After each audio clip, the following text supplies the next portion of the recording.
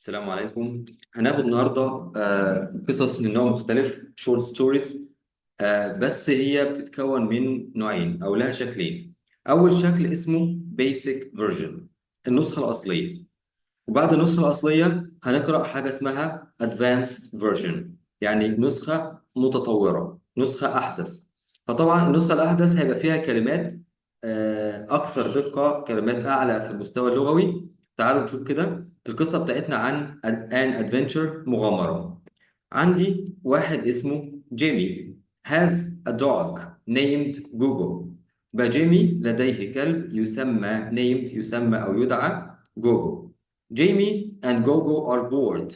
جيمي وجوجو طبعا عشان جمع خدت are bored، يشعران بالملل. They want to do something new. هما، يبقى زي ترجمتها هنا هما عشان عايدة على اتنين. هما يريدان أن يفعلا أو يقوما بشيء ما جديد. بنكمل. يقول لي they want to do something fun. هما يريدان أن يقوما به أو يفعلا شيئا ما ممتع. They want to do something exciting. برضو يريدان أن يفعلا شيئا ما مثير. نفس التركيب أهو. طبعا من ضمن الحاجات اللي هنستفيد بها هنا إن something و anything وبيجي وراهم الصفة. مش هقول they want to do new something، لا something new، something fun، something exciting، فبجيب وراهم الصفة. نكمل. Jimmy and Gugu walk out of the house. يتمشيان خارج المنزل. They walk across the yard. يتمشيان عبر الفناء. They walk across the field. يتمشيان عبر الحقل. ناخد بالنا. هنا خدنا فكرة جميلة جدا. walk across. across معناها ايه؟ across معناها عبر. يعني إيه عبر؟ يعني من from one side to the other. يعني مثلا هو افترضا ده شارع اهو، هو هيعدي من الناحية دي للناحية التانية. خدنا كده walk out of، وخدنا walk across.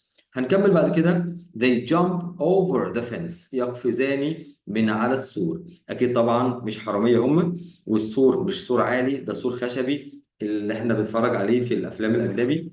تمام، سور مثلا زي بتاع الايه، الحديقة كده، حاجة خفيفة خالص. يبقى they jump over the fence. يقفزان over معناها من على fence، السور. جيمي sees a mountain. جيمي يرى جبلا. وطبعا mountain حرف الايه ما اتنطقش. The mountain is very tall. ممكن اقولها the mountain is very high HIGH بمعنى عالي، او very tall. طبعا بستخدم كلمة tall للحاجات المرتفعة رأسيا. فطبعا الجبل لفوق زي الإنسان كده لفوق. The top of the mountain. top معناها قمة. The top of the mountain قمة الجبل is in the clouds. يا نهار أبيض، قمة الجبل فين؟ أهو زي ما احنا شايفين in the clouds، يعني في السحب، يعني عالي جدا. جيمي looks at the mountain. جيمي بيبص، ينظر إلى الجبل. بص له كده بصة، هنطلع الجبل ده. راح قرر على طول قرار وقال له إيه؟ We are going to the top of that mountain. إحنا هنطلع. طبعا هنا زمن مضارع مستمر. ممكن كان مكان زمن المضارع المستقبل القريب اللي هو we are going to go. وطبعا الاشياء ان انا ما اقولش we are going to go واستخدم مكانها we are going على طول، اللي هو المضارع المستمر في الشكل. يعني we are going to the top of that mountain. نحن ذاهبون او سنذهب الى قمة ذاك الجبل. وطبعا ذاك دليل الجبل بعيد، هو مش تحته على طول. جيمي says. وساي لما احط لها اسم مضارع بسيط تبقى says. جيمي يقول. بيقول لمين؟ يقول لجوجو الكلب بتاعه. نكمل. جوجو looks scared. يا نهار ابيض، جوجو يبدو. هنا في فرق. في فرق من look at او looks at ينظر الى، ولوك لوحدها معناها يبدو. وطبعا يبدو لازم يجي وراها صفه. يبدو خائفا. خائف من ايه؟ شكل الجبل شكله عالي جدا وشكله مخيف. قال له ايه جيمي؟ قال له do not be scared. لا تخف. جيمي says.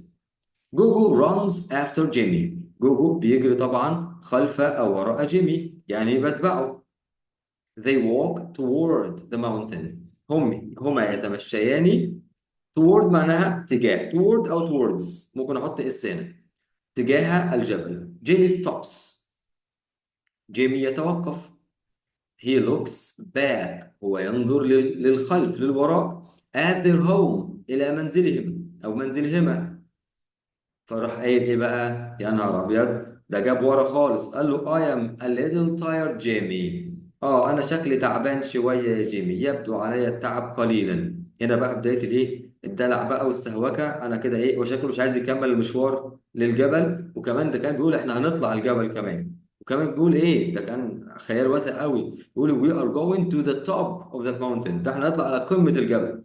ما استحملش شويه مشي على الارض. جيمي says to جوجو أنا تعبان شوية. little tired.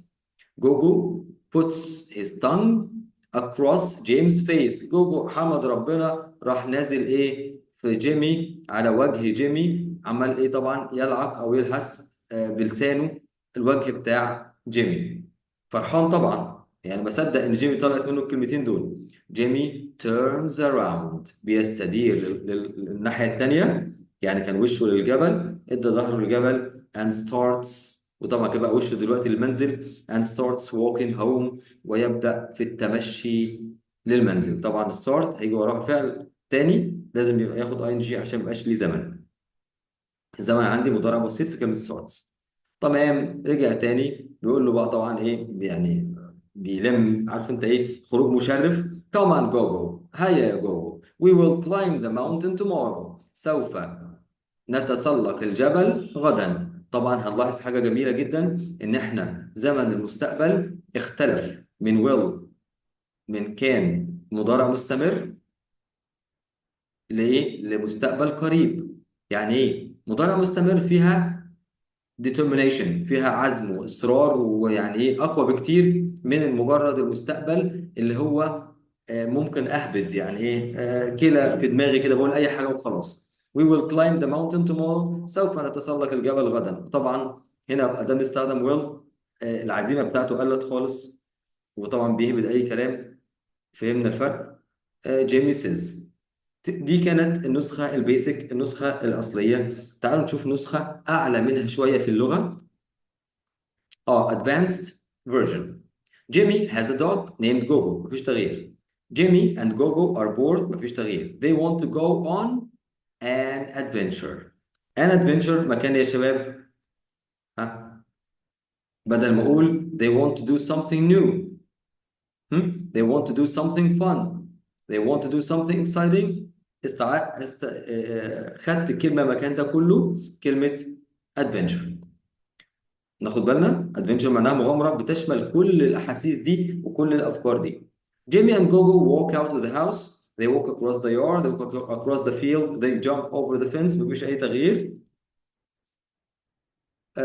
نفس القصه، مفيش تغيير مفيش تغيير. Gogo follows Jamie. follows معناها كانت بدل ايه؟ بدل runs after. عشان ممكن تبقى runs after يعني ايه، بيجي وراه بمعنى بيطارده افتراضا.